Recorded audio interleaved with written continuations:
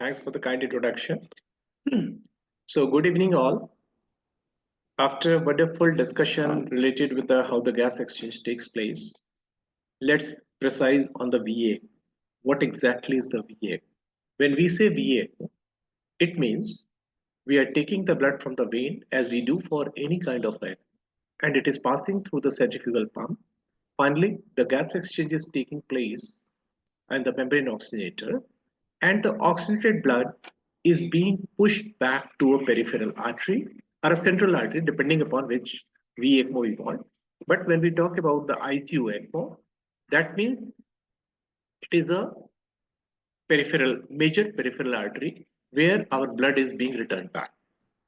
So you can see this configuration. The blood is being taken from the major vein, passing through the centrifugal pump, getting oxygenated, and finally the blood is being returned back through the major artery.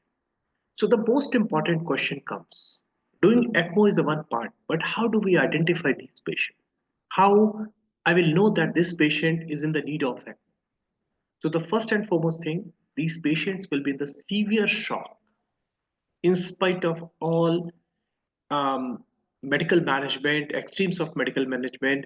We have pushed the fluid adequate, we have adequately hydrated these patients, we have started with the vasopressors and inotropic support. Still, we found that there is a severe myocardial dysfunction. The rejection fraction is less than 25%, and in most of the cases, till the time patient reaches for ECMO, the ejection fraction is 15% or 10%. They have they are in the shock with the organ hypoperfusion, so they have the cold clammy skins, irritable in the initial phases, but once the shock progresses, they become drowsier. We get a signs of pulmonary edema. Obviously, it is bound to happen in these patients. These patients, if this is related with acute coronary event, they will have a chest discomfort. And if you look at their metabolic parameter, we'll find that there is a severe metabolic acidosis and lactic acidosis in spite of correction of the metabolic acidosis. And as the further organ hypoperfusion, the kidney is hypoperfused, there'll be drop in urine output, and by the next few hours, they will have no urine output. Similarly, we'll have a persistent hypotension in spite of high inotropes. Inotropes are escalating. We are adding 1, 2, 3. All inotropes are the patients are having a refractory arrhythmia. So these are the common presentation of these patients whom we start thinking that this patient may be a candidate for VA. And whenever we talk about ECMO, the most important thing besides looking at the patient that this patient can be a candidate for ECMO, at that particular time, we should start thinking that what should be our goal, what exactly we want to achieve. In most of the cases, we expect that it is a bridge to recovery because ECMO is not a treatment, it is a bridge. So it is a bridge to recovery in most of the cases. But it is possible that the organ does not recover and they become a bridge to transplant or bridge to another bridge. Sometimes these patients are collapsed and we just do it for the renal support till the time patient is improving. Or there can be some time in the situation when there is an indeterminate situation, ECMO can be used as a bridge to decision. But the destination should be defined. It is possible that this destination may change ongoing in the coming days or in the future. But in the beginning, at least the ECMO physician should be clear that what is the expected destination. So most of the physiology Dr. Pranay has already talked about, but just to briefly to make you understand that how it is different, because when he said that the VV ECMO and VA ECMO physiology is different. So it basically, if we say how much support we can achieve with the VA ECMO, it is around 60 to 80%. Not we cannot get 100% of support with the peripheral VA. So we usually keep a targeted flow in the adult patients roughly 60 to 80 ml per kg per minute. So that comes around 60 to 80% of the actual cardiac output. And the ECMO flow here will be affected by several factors: preload, afterload, and it will depends on how much is the revolution per minute of the centrifugal pump. We keep increasing the RPM, there will be increase in the flow, but still it will be dependent upon the afterload and the preload. So it will be affected on the same RPM. You might be having a different flow because of this alteration in the preload and afterload. So how it helps? It basically improves the systemic perfusion. Whenever you do ECMO, the mean arterial pressure increases after initiation of ECMO, and the venous blood is displaced from the RA and thus reduces the central venous pressure. So you can understand that there is a difference in the arteriovenous pressures. There's an increased gradient, and that increased gradient improves the systemic perfusion. Whenever we start initiate VA-ECMO, it decreases the right ventricular preload, and transpulmonary blood flow will be, obviously this is the blood flow is diverted, so transpulmonary blood flow will be reduced, and this will help to reduce the left ventricular and diastolic volume as well as left ventricular and diastolic pressure.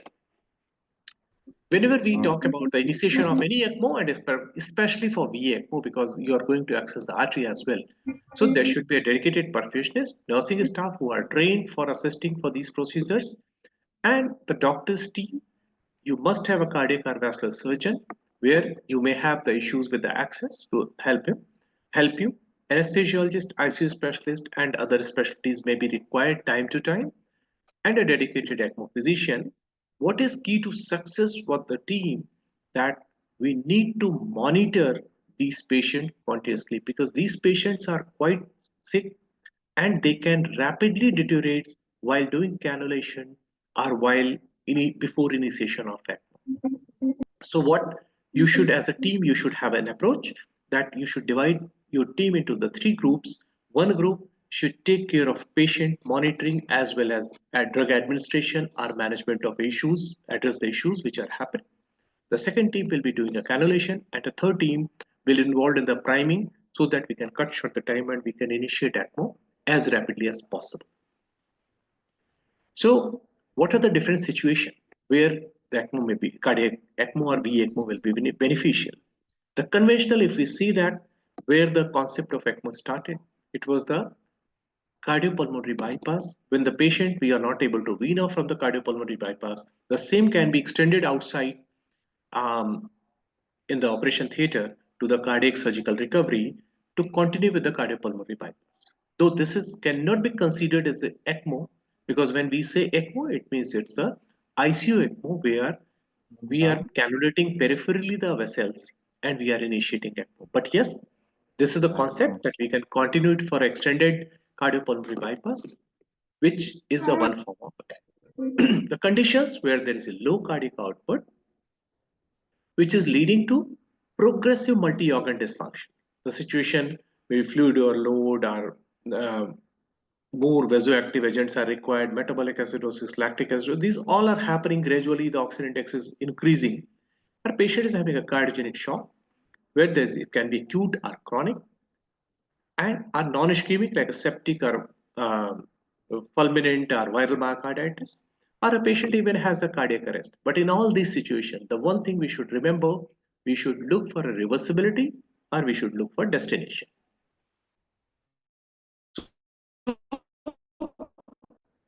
Grossly, if you see the indication, cardiogenic shock. When we say refractory cardiogenic shock, nowadays the very common indication in the acute coronary syndrome patients, where they are reaching to a class D or class E of the cardiogenic shock, then possibly those are the real candidate for supporting with the ECMO. Or a patient of the myocarditis of any origin, whether it's a viral, postpartum cardiomyopathy, viral myocarditis, toxic myocarditis, all these patients, when they are in the acute phase with the severe myocardial dysfunction, they can be a candidate for VA. Our patient is having a recurrent life-threatening arrhythmias which is not responding to a conventional management, including the blocks or other maneuvers. ECPR situation, patient of a massive pulmonary embolism, who this is again a unique situation. When a patient is having a pulmonary embolism, a VA or VV ECMO both can be required. Both can be indicated if a patient is so much hypoxemic that there is impending cardiac arrest because of hypoxemia, then possibly a VV ECMO is a good option. But when there is a cardiac arrest or there is a massive pulmonary embolism which has led to a cardiac arrest or impending cardiac arrest with a RV dysfunction, then a V ECMO is a management of choice. Accidental hypothermia, where you know that once the temperature improves, this patient will improve. Drug overdose, poisoning, peri-procedural circulatory support. Again, this is a very upcoming thing that a patient whose um, cath lab procedures needs an assistance where a patient is critically ill. There we can support this patient with the ECMO, and the procedure can be done uneventfully. Septic shock, certain indication like a septic myocarditis, air embolism, anaphylactic shock, all these are a condition where a ECMO may be needed. So what we want to achieve with that? We want to give rest to the heart, and which allow us, by putting a VA, this allow us to decrease the inotropes, because by increasing inotropes we are exposing a heart to a drugs which can be arrhythmogenic, and actually we are just targeting a numbers. We can give rest to the lung because the VA ECMO supports both heart and lung. We improve the end organ perfusion and tissue perfusion once we improve the cardiac index more than 2.5. This helps to improve the oxygenation and carbon dioxide removal. It allows time for the medication and medical therapy or any intervention which can be done smoothly without any eventuality. And we can control the temperature as well. But whenever we are looking for an indication, simultaneously we should look for a contraindication of VECMO as well. Absolute contraindication when a patient of aortic dissection or severe aortic regurgitation, where there is no point of doing a VECMO in these patients. End stage heart failure, when there is no destination like a VAD or transplant, or there is an end stage pulmonary dysfunction where is a non-transplant candidate, or any patient who is having an irreversible severe neurological injury. These are absolute contraindication for the VA. Though the advanced age, initially we used to think that it's absolute contraindication above 70 years of age, but nowadays it has come as a relative, and it should be decided on case to case basis depending upon what's the indication for ECMO. Hepatic injury or advanced malignancy, if the life expectancy is more than 6 months, then possibly, and we expect a recovery, then possibly this is not a contraindication and should be based on the case to case basis. So there are certain conditions when there is an unrecoverable heart function, where there is no point of continuing doing ECMO or continuing ECMO. Chronic organ failures or prolonged cardiopulmonary resuscitation, or there's a compliance limitations in terms of finances or social limitations. So those are the places where you should avoid doing ECMOs. But if you have done it, still you can think of withdrawing ECMO if you expect that there is a non-recovery. That should be done in coordination and counseling of the patient relative and talking of the patient relative. Whenever you are considering a patient, consider patient's prognosis, comorbidity, and your weaning strategy should be ready before initiating of. So there is a good scoring system. Survival after the VECMO, it's expected if you fill this all the parameters, you get expected survival of these patients. This is developed by ELSO, and it is available on every site. MDCalc or other sites, you can just quickly calculate the score. When we say VECMO, it can be done in ICU with the peripheral cannulation or central cannulation, which is restricted mostly to the cases which are a post-cardiac surgical case. So different combination can be there. Femoral vein, femoral artery, which is the most common because we can do it very quickly. So it's the most common combination. Femoral vein, axillary artery, internal jugular vein, carotid artery, especially in cases of neonates or a small child. Internal jugular vein and axillary artery in cases of femoral artery is not an option because of some atherosclerotic disease.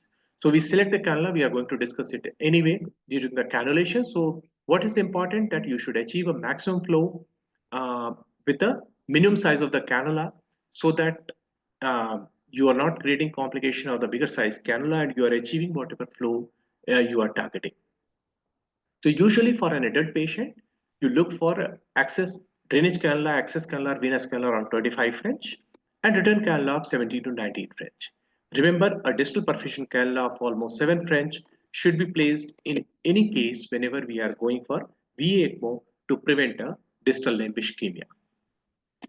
So the different techniques, percutaneous technique, Seldinger's technique, semi-Seldinger's, which is a modified Seldinger's where we open the vessel and under vision, we follow the Seldinger's technique to place the cannula so that the surgeon can apply the pulse string around the cannulation site, so that in case once the patient improves and there's the improvement in the cardiac output, there will be a oozing from the side of the vessel, the cannulation site, so the pulse string can be tightened. Our open technique, when there is directly open and directly place the cannula. This is, you can see, is the percutaneous cannulation. You can see the right femoral artery, femoral vein, and a distal perfusion cannula of 6 French has been placed. So the best part is there is no risk of bleeding. The skin itself make a good tight seal, but you should be very, very careful while using the percutaneous technique. If there is a vessel injury, it is possible that you may not be able to place the ECMO in these patients. So these are the percutaneous cannula. You can see these red one are the arterial cannula, are return cannula, and the blue one are the access cannula. These are longer as compared to the return cannula or arterial cannula.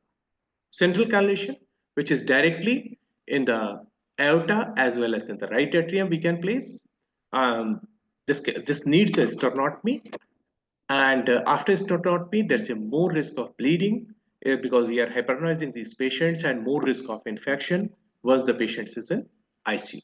So the different location, um, if we are using a femoral artery as a return, the advantage is the rapid cannulation, but there is a risk of upper body hypoxemia, what we call it as north-south syndrome. There is a risk of LV distension because there's an opposite flow. Femoral artery, the arterial flow is going opposite to the contraction of the heart, the natural flow of the heart, and there is a risk of limb ischemia if the distal limb perfusion is not being taken care of well. It is preferable to have the right radial artery saturation, and if we can place the arterial cannula in the right radial artery, ABG monitoring from the right side will guide us if there is an upper body hypoxemia. If we are using the right axillary site for the cannulation, it helps the patient to mobilize early, low risk of upper body hypoxemia, but yes, there is a risk of hematoma. You need a surgical surgeon to do this. There will be risk of limb swelling, and here the monitoring site will be a left radial artery. If we are using a left axillary artery, then the monitoring site should be the right radial artery, and again risk of hematoma and limb swelling will be there. Central cannula cannulation allow us a higher flow. So there is no risk of upper body hypoxemia because you are cannulating centrally, but more risk of infection, more risk of bleeding, and it requires sternotomy. Either artery can be monitored because there is no risk of upper body hypoxia. In cases of infants or neonates, when we are cannulating a right common carotid artery, it facilitates mobilization, low risk of upper body hypoxemia, but definitely more risk of stroke or compromised circulation because once you are decannulating, you have to ligate this artery. And here, if you are using a right common carotid, you should monitor the left radial artery. So how do we approach these patients for selecting a candidate for VA? Once you look at whether this patient is needing a VA, there is an indication. Yes, you looked at whether the conventional therapy has been optimized. If no, optimize the conventional therapy before proceeding for it.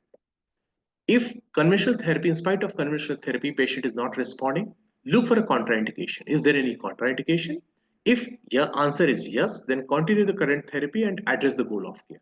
But if there is no contraindication, now you decide the destination, whether it's a recoverable or we have to look for any destination therapy. So if the recoverable condition is there, it means it's a bridge to recovery.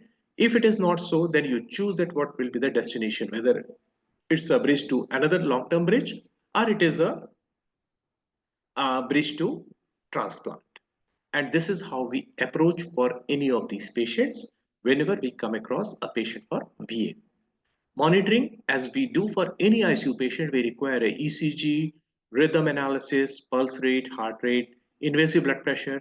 We look for mean arterial pressure, and more important on VA ECMO is the pulse pressure monitoring. If it is less than 10, it means there is a myocardial stunning. So you should always ensure that there is a good arterial ejections, so that tells us that the aortic valve is opening and there is a wide pulse pressure more than 10 millimeter of mercury. In the femoral axis, right radial artery is the preferred option to monitor the ABG and look for the saturation. Temperature, respiratory rate, again urine output is a very good guide, not only for the perfusion, but any complication associated with ECMO in the form of any hemolysis can be assessed just by looking at the color of the urine. Then you monitor the gas exchange, SpO2.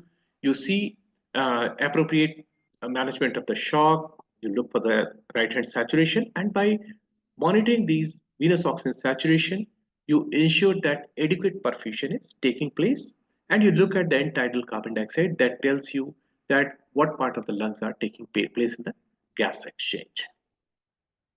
Then technical consideration, this is important to understand that when we are using a peripheral femoral artery, it means that a pump flow is retrograde and there is a mixing of the blood. Somebody was asking about the North-South syndrome. So this is what is happening here. Because of the pump flow, the blood is going in opposite direction, whatever blood is ejected from the heart. So it all depends on the heart. If the heart functions are not very good, then it will be too high and it will be all oxygenated blood, there is no issue. But if the heart function has improved and it is a pumping, ejecting a good amount of blood and the lungs are not good, so what is going to happen? Upper part of the body is going to get a deoxygenated blood. And if it is significant, that it can lead to a not only cerebral but to the coronary ischemia as well. So the monitoring of ECMO parameter, this is true for all, not only for VECMO. You have to check for the accuracy by looking at monitoring the hardware, your circuit. You look at the flow rates, gas flow rate, RPM in relation to the how much is the LPM.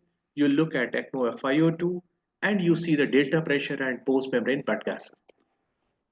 You see the efficacy by looking at the clinical and biochemical parameter that your lactates are improving, your bicarbonate is improving, hemodynamics is better, and you look for the mixed venous saturation as well. The safety, you monitor different pressure, pre-pump pressure, pre-oxygenator and post-oxygenator pressure. You strictly monitor the coagulation by looking at ACT or APTT and platelets. You look at the plasma-free hemoglobin, not routinely, but when you are suspecting there is a risk of hemolysis. You look at serum bilirubin and LDH that guides you that there is a hemolysis is possible. And you monitor clinically as well as radiologically by looking at X-ray as well as echocardiography. So ECMO physician should always be trained in doing the echo quickly so that he can identify so many complications early whenever there's a problem. I'll not go in detail of ventilation, but the goal is give rest to the lung, but you should ensure that the lung collapse is avoided. Anticoagulation, again, target ACTs 160 to 180, and it is must especially on the VECMO because the flow are not very high, and you should always keep monitoring and heparin infusion should be continued, though there are other options than the heparin in cases of HIT. Target mean arterial pressure 65 to 80 in cases of adults, and you look at the target lactate less than 4. Maintain adequate preload, keep reducing the vasopressor because otherwise afterload will go high. Sometimes you require ionodilators in the form of dobutamine or milrinone to maintain improve the cardiac contractility that will allow you to open the aortic valve and keep monitoring echo and the cardiac output. You look for hypotension if it is there. For that, you have to see that whether it's a preload is less, hemoglobin is less, or there's a loss of cardiac contractility or pulsatility. So you should maintain a preload, target a hemoglobin, and if it is a hypotension, then you try to improve. Occasionally, there is a vasodilatory shock, especially in the early phases of the ECMO, which may require vasopressor up to certain levels. Myocardial stunning is one of the common problems which we can face in cases of VECMO. So in those cases, this is because there is a severe LV dysfunction, so LV is not ejecting. There's a high bronchial return to the LA, or there's an incomplete venous return, or aortic valve insufficiency, or there's electrolyte imbalance. So what it leads to, there will be a decreased LV ejection, so LV will keep distending, and the myocardial oxygen demand of LV will keep increasing, which actually you don't want. You want to give rest to the heart. And gradually what will happen, there's a stasis of the blood, and that can lead to thrombus formation. So the non-surgical approach, you ensure that there's adequate preload, you are using ionotropes, you are decreasing ECMO flow and correcting the electrolytes, and sometimes you need an IABP, or sometimes LV decompression is required by surgical technique by putting a apical vent or vent to the other places. Again, fluid management. This is important that in the early phases we give too much fluid to address the shock. So in the latter part of the ECMO, you need to reduce the fluid because fluid overload is associated with a high mortality. You should ensure that because most of these patients develop acute kidney injury as well, so avoid hyperkalemia, which may contribute to the arrhythmia as well as the myocardial stunning. and keep assessing your fluid status by looking at by echo or the dynamic parameters to see that the what is the fluid status, and manage your fluid balances accordingly. The common complications, you can imagine any complication during a VA ECMO run, any vascular injury during the cannulation, GI hemorrhage because these patients are on heparin as well as they are under tremendous stress. There can be cardiac tamponade which can decrease your further cardiac output. So a repeated echocardiography will be helpful. There can be intraseptal hemorrhage, pulmonary hemorrhage, cannulation failure, sepsis, limb ischemia. Anything is possible during an ECMO run. So the common complication which we come across during particularly during ECMO, when there is a loss of pulsatility, it means there is a LV or aortic root thrombosis. There can be possible sequelae, LV distension and ischemia, or pulmonary demand hemorrhage. So you need to add inotropes or decrease V ECMO flow or put an IABP, or sometimes you need to do a direct LV decompression surgically, or patient may require percutaneous LVAC. If there is a upper body hypoxemia or differential hypoxemia cyanosis, that means Harlequin syndrome or Knox syndrome, this leads to cerebral ischemia or coronary ischemia. So first we have to ensure that adequate pulmonary oxygenation is taking place. So you increase the ventilatory settings, increase you need to increase the VECMO flow sometime, place upper body arterial cannula, or you need to change the VECMO to a VAV ECMO configuration if oxygenation is not improved. Limb ischemia, because of the wide bore cannula, the distal limb perfusion may compromise. So it can lead to a gangrene of the distal limb and loss of limb. So the distal perfusion cannula should be placed. Besides this, a continuous monitoring of the distal limb should be done, and if his NIRS is available, then definitely NIRS monitoring should be done. Bleeding, always a complications on ECMO, especially for VECMO. This may lead to a hypotension, inadequate oxygen delivery, there will be loss of ECMO flow, and that can lead to a death, multi-organ failure and death. So local measures, direct pressure can reduce the bleeding, decrease anticoagulation, but make sure that it's not stopped completely during VECMO. And sometimes you need to do surgical intervention to control the bleeding. Besides this, low flow, it can be several causes. The common causes are cannula kinking, or inadequate preload, or this is because of bleeding. So you need to sometimes you need to increase the RPM to see that whether flow are increasing. Low mean arterial pressure, look for bleeding, systemic infection when there is a vasodilatation that leads to a drop in the blood pressure. So you need to give volume, vasopressors, or increase the ECMO. Low PO2, so increase the circuit FiO2, assess oxygenator function that it is possible that the oxygenator has exhausted, or increase the ventilatory setting. Similarly, if there is a CO2 is high, then you need to increase the sweep gas flow, or you have to control the CO2 by increasing the ventilatory setting. If there's a venous oxygen saturation low, that means you need to increase the ECMO flow that is not adequate. Increased lactate level, it means your perfusion is not adequate, or there is a development of some local ischemia, gut or limb ischemia that is contributing to the lactate level if the flow is adequate. So you look for a cause of bleeding, site of the bleeding, and try to control the bleeding depending upon the area. You can use the heparinized circuit, so you can reduce the heparin infusion flow. New generation oxygenator, they causes less chances of bleeding. Low dose heparin protocol or use of topical agent in those situations. So these are the common list: bleeding complications, neurological complications, vascular complication, and infection. These are the we can divide into 4 groups. So bleeding complication, you have to do besides looking at APTT or ACT, we need to do some viscoelastic test in the form of TEG or ROTEM, and we look at the circuit monitoring for the coagulation activation. Depending upon, we transfuse accordingly. Neurological complication, again, it can be any kind of a bleeding or intracranial hemorrhage or other hypoxic injuries. So that has to be taken care of. Vascular complication, that you should ensure that there is adequate limb perfusion. And infection, this is always a risk, and you should keep monitoring because the common infection parameters which we look for in any other ICU patient may be masked in these conditions. So the first thing, signs of infection may just be a drop in the platelets, or there is a need of volume when there is no other blood loss or volume loss, and there is an increased volume requirement suddenly. So this can be a first sign of infection in these patients. So to conclude, VECMO can be used as a bridge to recovery or definitive therapy for several conditions, including cardiogenic shock, pulmonary embolism, intoxication, poisoning, and hypothermia. Important consideration when developing a cannulation strategy for VECMO includes cardiac and pulmonary function, need for mobilization, anticipated duration of support, and the urgency of time to cannulation. Careful management of patient having a VECMO is required to minimize the risk of common complication, including the limb ischemia, bleeding, infection, thrombosis, and cerebral ischemia. Thank you very much.